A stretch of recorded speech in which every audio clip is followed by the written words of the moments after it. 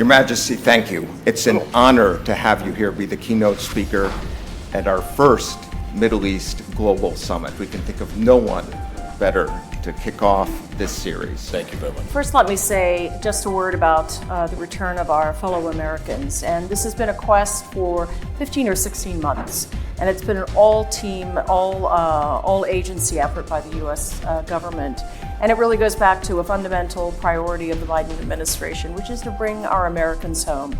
Well, I want to start actually by thanking Semafor for this gathering. I think we need more voices of reason to cover the region. The key challenge for a sustainable peace and security in the region of the Middle East will remain to be the unresolved question of Palestine.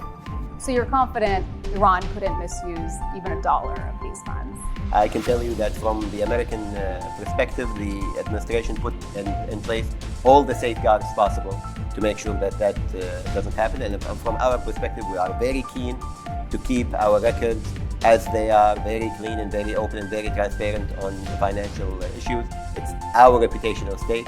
To me, we should always be creating precedents and say, okay, nothing is exactly the same, but it sure should be a precedent for other things that we can do. Because we are 7 years away from 2030, 7 years away from the goals that were set by the Paris Agreement, and we have to get back on track because we know from the recent GST Global Stocktake report that we're way off track.